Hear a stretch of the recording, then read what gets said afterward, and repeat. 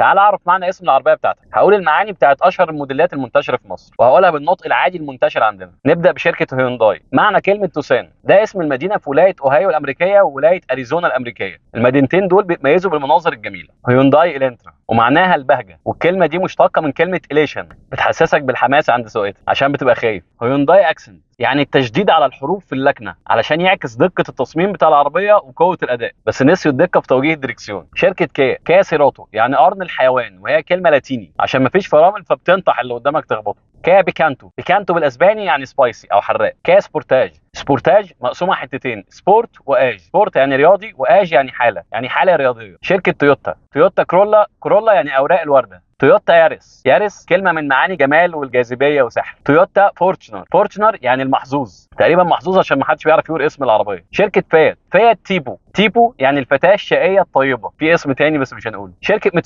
ميتسوبيشي لانسر يعني حامل الرمح. ميتسوبيشي باجيرو هو اسم نوع لنمر بيعيش في الارجنتين. شركه نيسان صني يعني مشمس. شركه رينو ميجان يعني لؤلؤه. رينو كاتجار مقسومه لحتتين، كاد وجار. كاد يعني حاجه رباعيه بتمشي زي العربيه كده، وجار يعني الحركه المفاجئه او خفه الحركه، فكاتجار يعني عربيه خفيفه الحركه. شركه سوزوكي سويفت يعني رشيقه او خفيفه او سريعه. سوزوكي التو يعني عاليه. سوزوكي سياز اسم بيرمز للراحه. فولكس فاجن جولف يعني طيار المحيط في المانيا. شركه سكودا اوكتافيا هو اسم مؤنث يعني ثمانيه ايه دي مش عارف الصراحه. شركه سوبارو يعني مجموعه نجوم السرايا في الفضاء. شركه سيات مسهله الموضوع على نفسها ومسميه على اسامي المدن عندها. ايبيزا دي اسم جزيره في اسبانيا. ليون دي اسم مدينه. تاراكو دي اسم مدينه تاراجونا. واتيكا اسم مدينه برضه. تخيل كده لو عملنا عربيات في مصر احنا عندنا وسميناها على اسامي المدن عندنا، الموضوع هيبقى جامد جدا. لو ما سمعتش اسم عربيتك وعايز تعرفه، يا ريت تكتبه لي في الكومنتس وهرد عليك. سلام.